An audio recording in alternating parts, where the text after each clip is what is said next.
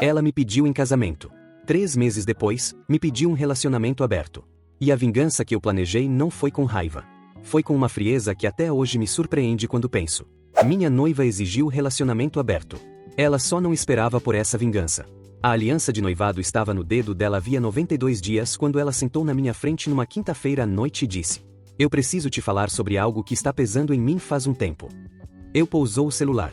"Antes de a gente casar," ela disse, "eu acho que a gente deveria experimentar um relacionamento aberto." O silêncio que se seguiu foi tão completo que eu ouvia o barulho do trânsito lá fora com uma clareza que normalmente não ouço. "Antes de casar," eu repeti. "Eu quero ter certeza de que estou fazendo a escolha certa," ela disse. "E para ter essa certeza, eu preciso de espaço para explorar." "Você está me dizendo que quer explorar outras pessoas antes de se casar comigo para ter certeza de que quer se casar comigo?" "Eu sei que soa estranho," ela disse. "Soa como você não tendo certeza se quer se casar comigo," eu disse. "Não é isso," ela disse, rapidamente. "Eu te amo. Mas eu tenho essas questões sobre liberdade e eu prefiro resolver antes do casamento do que depois." Eu olhei para a aliança no dedo dela por um momento. "Você pensou quanto tempo nisso?" eu perguntei. "Alguns meses," ela disse. "Você aceitou meu pedido sabendo que ia pedir isso," eu disse. Ela ficou em silêncio. "Fernanda," eu disse. "Você aceitou o pedido sabendo que ia pedir isso." Eu estava tentando entender meus próprios sentimentos antes de. "Você aceitou sabendo," eu repeti. Ela não negou. E essa não negação foi mais reveladora do que qualquer confirmação teria sido. "Me dá alguns dias para pensar," eu disse. Ela pareceu aliviada com isso. Aliviada demais, o que me disse que ela havia esperado resistência imediata e estava interpretando meu pedido de tempo como abertura para negociação. Não era abertura para negociação. Era tempo para entender o que eu estava realmente lidando. Naqueles dias eu fiz algo que ela não sabia. Comecei a conversar com pessoas. Não para me vingar. Para entender se o que ela estava pedindo era genuíno ou se havia algo mais por baixo. E o que eu descobri, através de uma conversa com a irmã dela numa tarde de sábado em que nos encontramos por acaso num café, mudou tudo. A irmã dela, Renata, não sabia que eu não sabia. "Então vocês resolveram?" ela disse, quando nos sentamos. "Resolveram o quê?" eu perguntei, com uma casualidade que não revelava nada. "A situação com o Tiago," ela disse. "Fernanda me contou que ia conversar com você." Tiago. Um nome que eu não havia ouvido em nenhum contexto relevante antes daquele momento. "Me conta mais sobre o Tiago," eu disse, mantendo o tom completamente neutro. Renata me olhou com uma expressão que mudou gradualmente conforme ela processava que havia dito algo que talvez não devesse ter dito. "Você não sabe," ela disse. "Agora eu sei que existe um Tiago," eu disse. "Me conta o resto." O que Renata me contou, depois de hesitar por um momento e decidir que a lealdade ao cunhado que ela considerava quase irmão pesava mais do que a lealdade a qualquer outra coisa, foi o seguinte. Tiago havia aparecido na vida da Fernanda 2 meses antes do nosso noivado. Colega de um curso que ela havia feito. Uma conexão que havia começado como amizade e havia evoluído para algo que Renata sabia mas não havia querido me dizer porque não era lugar dela. Ela pediu o relacionamento aberto para poder estar com ele de forma legítima, Renata disse. "E o casamento comigo?" eu perguntei. "Ela diz que te ama," Renata disse, com um tom que me disse que ela repetia palavras que havia ouvido sem necessariamente acreditar nelas. "Ela diz," eu repeti. "Marcos, eu sinto muito," ela disse. "Eu devia ter te ligado antes." "Você está me ligando agora," eu disse. "Isso conta." Saí daquele café com um quadro completamente diferente do que havia entrado. Não era uma questão de liberdade ou crescimento pessoal ou qualquer das narrativas que ela havia usado na quinta-feira. Era o Tiago.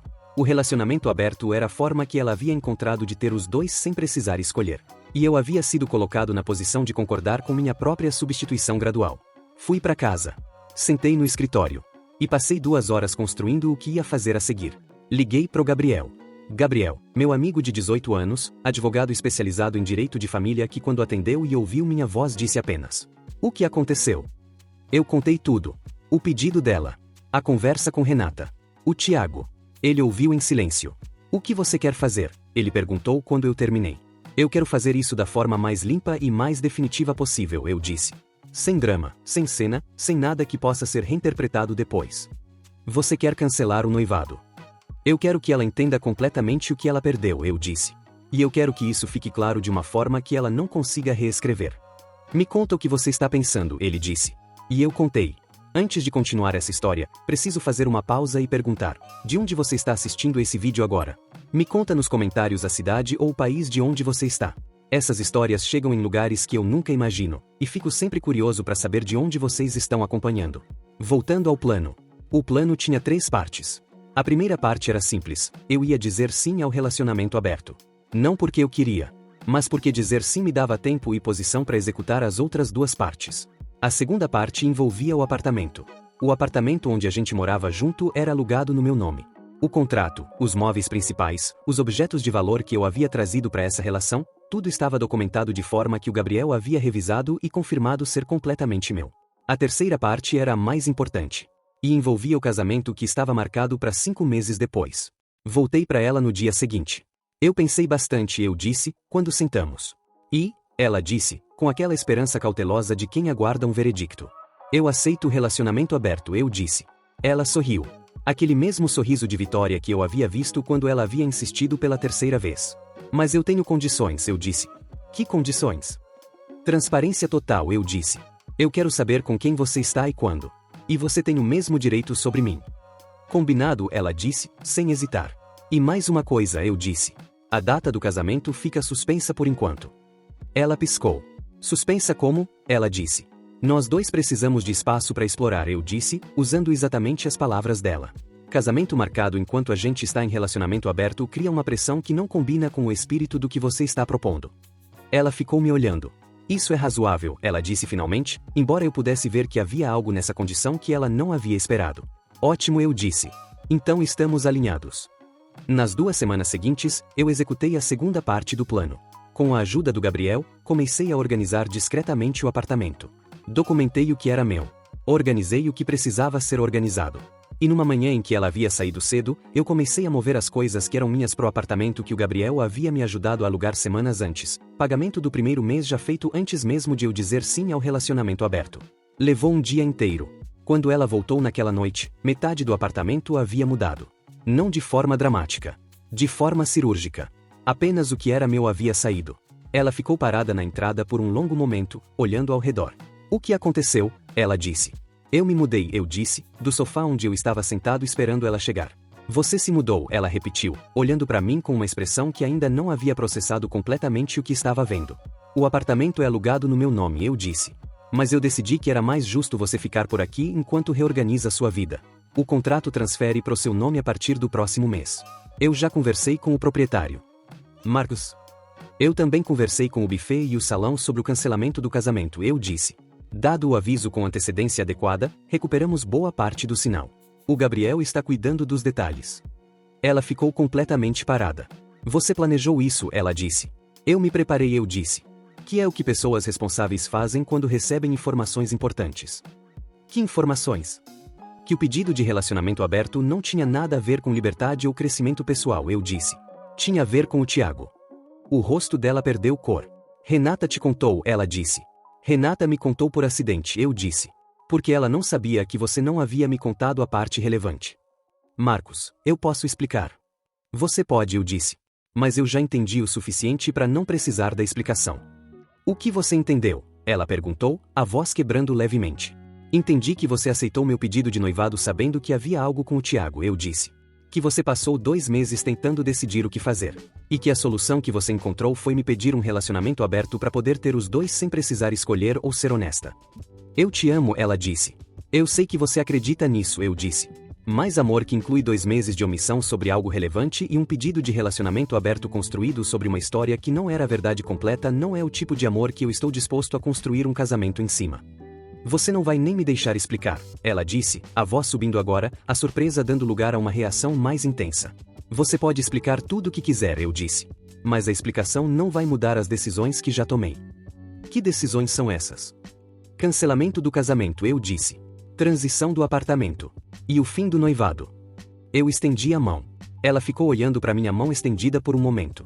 Você está me pedindo a aliança de volta, ela disse. É sua se você quiser ficar com ela, eu disse. Mas eu não vou usar a minha. Eu tirei a aliança do meu dedo. Pousou na mesa de centro entre nós dois. Ela ficou olhando para a aliança na mesa. Você está fazendo isso porque eu pedi o relacionamento aberto, ela disse. Estou fazendo isso porque você pediu o relacionamento aberto por razões que você não foi honesta sobre, eu disse. Se você tivesse vindo para mim e dito eu conheci o Tiago e estou confusa sobre meus sentimentos e eu acho que a gente precisa conversar, eu teria respeitado essa honestidade. O que você fez foi diferente.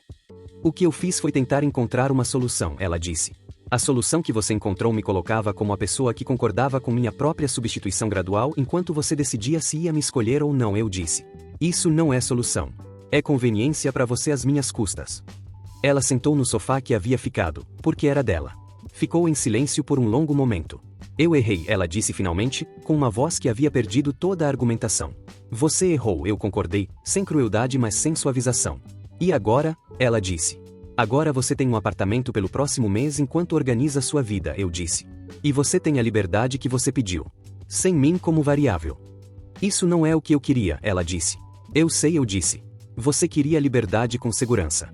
Com a certeza de que eu estaria aqui quando você decidisse voltar. O problema é que essa versão exigia que eu concordasse em ser uma opção enquanto você explorava outras. E você não aceita ser uma opção, ela disse. Eu não aceito, eu confirmei. Eu me levantei do sofá. Peguei as últimas coisas que havia deixado para esse momento. Uma caixa pequena com objetos pessoais. Marcos, ela disse, quando eu estava indo para a porta. Eu parei. Me virei. E o Tiago? Ela disse. Você não quer saber o que acontece com ele? Não, eu disse. O que acontece com o Tiago é completamente irrelevante para qualquer decisão que eu tomei. Por quê? Porque as decisões que eu tomei foram baseadas no que você fez, não em quem você fez, eu disse. O Tiago poderia não existir e eu ainda estaria saindo por essa porta, porque o que me fez sair não foi ele. Foi a forma como você me tratou. Saí do apartamento. Fui pro lugar novo que havia preparado. Menor. Mais simples. Completamente meu. Me sentei no único móvel que havia chegado até então, uma cadeira que eu havia trazido do antigo, e fiquei em silêncio por um longo tempo. O Gabriel me ligou. Tudo correu bem? Ele perguntou. Correu, eu disse. Como você está? Tranquilo, eu disse. E era verdade. Não a tranquilidade vazia de quem está em choque. A tranquilidade de quem tomou uma decisão que estava alinhada completamente com quem ele é. Ela vai tentar te contatar, ele disse. Provavelmente, eu disse. O que você vai fazer? Vou ouvir o que ela tiver a dizer, eu disse. Mas as decisões já foram tomadas. Ela tentou contato no dia seguinte. Uma mensagem longa, escrita com cuidado, que eu li 3 vezes. Ela disse que havia errado na forma. Que havia confundido liberdade com fuga. Que o Tiago havia sido uma distração de algo que ela deveria ter enfrentado dentro do nosso relacionamento. Que ela me amava de verdade. Que pedia uma chance de conversar de verdade. Eu li tudo. E respondi com uma frase. Eu também te amei de verdade. E por respeito a esse amor, eu não vou fingir que as escolhas que você fez são algo que eu consigo superar de um jeito que faça um casamento saudável possível. Ela respondeu imediatamente. Você nem vai tentar. Eu fiquei olhando para essa mensagem por um tempo. Depois respondi. Tentativa pressupõe que existe um fundamento para trabalhar. O fundamento que eu preciso para tentar é honestidade desde o começo. O que a gente tinha não era isso. Ela não respondeu mais naquele dia. 2 dias depois ela mandou uma última mensagem. Eu entendo. E eu sinto muito. Por tudo. Eu li. Não respondi. Porque algumas mensagens não precisam de resposta. Elas precisam apenas de ser lidas e deixadas ir. 3 meses depois do dia em que saí do apartamento, encontrei a Renata numa confraternização de amigos em comum. Ela veio até mim com uma expressão de quem não sabe exatamente como vai ser recebida. Como você está? Ela perguntou. Bem, eu disse. E era verdade de uma forma que eu não havia esperado que fosse tão cedo. Ela está. Renata começou. Você não precisa me contar, eu disse, gentilmente. Como ela está é a vida dela. Eu genuinamente espero que ela esteja bem. Renata me olhou. Você não está com raiva, ela disse, como se fosse uma surpresa. Passei pela raiva, eu disse. Mas raiva de quem você já não está mais é um aluguel caro para pagar num imóvel que você não habita mais. O que você aprendeu com tudo isso? Renata perguntou, depois de um momento. Eu pensei antes de responder. Aprendi que amor sem honestidade não é amor suficiente para construir algo permanente em cima, eu disse. Que quando alguém te pede algo que beneficia principalmente ela, usando uma linguagem que parece ser sobre vocês dois, vale a pena olhar mais de perto antes de concordar. E a vingança? Ela perguntou, com um sorriso pequeno. Não foi vingança, eu disse. Foi clareza. Vingança implica querer que o outro sofra. Eu não queria que ela sofresse. Eu queria que as consequências das escolhas dela chegassem de forma honesta e completa. Sem drama, sem cena, sem nada que ela pudesse reinterpretar depois. Você acha que ela entendeu? Renata perguntou.